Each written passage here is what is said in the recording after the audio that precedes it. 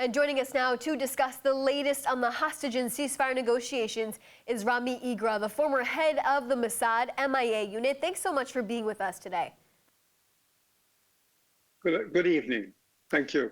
Rami, we have spoken many times before, especially as Israel was supposed to be on the brink of a hostage deal. It seems like negotiations are now stuck, and Israel is waiting for Hamas to respond and show some flexibility, especially when it comes to the new updated maps the IDF is proposing in the ceasefire. How long will it take, do you think, for Hamas to respond to what Israel is saying, their willingness to make changes and to get this deal solidified? The key words are supposed to be, as you just started with, because the big question is Israel really willing or wanting to make this deal? Hamas has been insistent on three elements.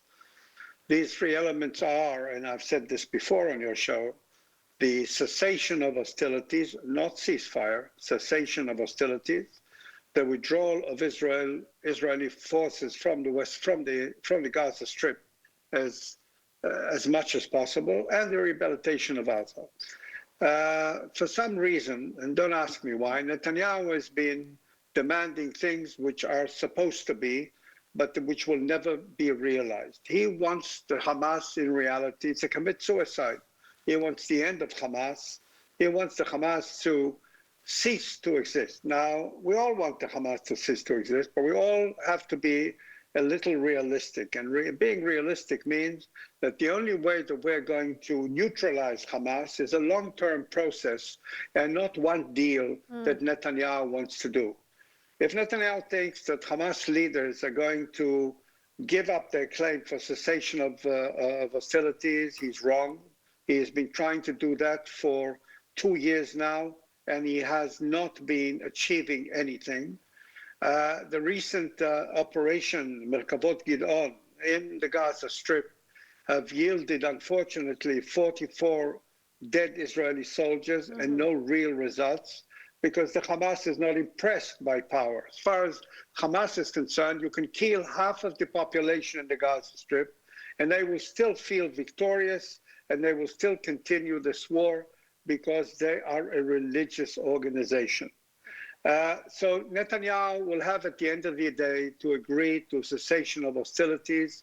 He will have to agree to a different positioning of the Israeli army in the Gaza Strip, so as that the Hamas will be able to exist under the terms that it has already agreed to. And what did he agree to? They have agreed to a future government in the Gaza Strip which will not be Hamas, but which will include the Egyptians, the Emirates, and yes, the Palestinian Authority, which Netanyahu doesn't even want to mention.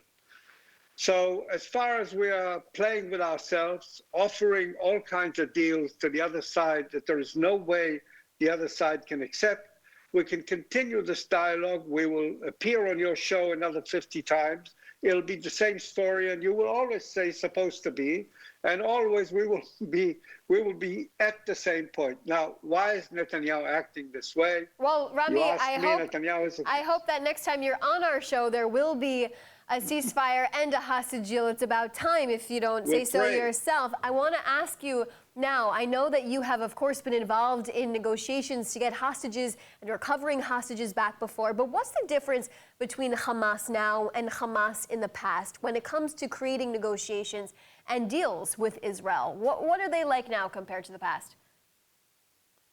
In the past, the Hamas always had a lifeline. Hamas was not threatened. The existence of Hamas was not threatened.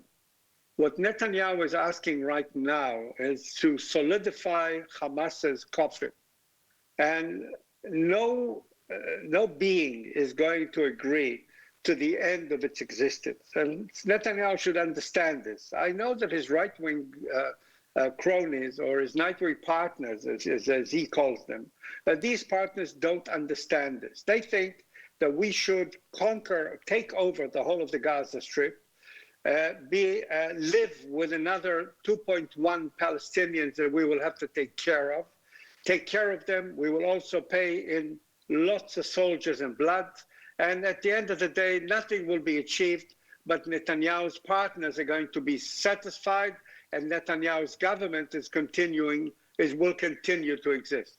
I want to ask specifically about the 20 hostages that are believed to be alive right now. We know that a total of 50 of them are still in captivity. What is their life like right now? Can you explain to our viewers who know about the story of the hostages, but for someone like you who has experience working in this capacity, what these moments, these precious moments could be like for them? It's terrible. They're living through hell. We should save them as fast as we can. But the question here is not only the hostages. The question here is the future of this country. This country has to decide between two options: continuation of this war, and this war is costly life-wise, and also financially. And also, there's one other thing that we've also mentioned on your show. Israel's name in the world has been destroyed. Israelis have to go abroad undercover. Our position in the world has become a pariah. And this war is contributing to this. And this is one possibility. The other possibility is to make a deal with the devil. It's not the deal that we want. It's a terrible deal. This deal will have to agree to the continuing existence of Hamas as a party in the Gaza Strip. It's terrible. We want to take revenge on them.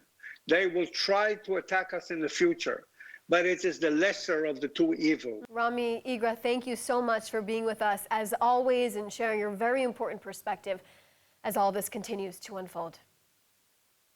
Thank you.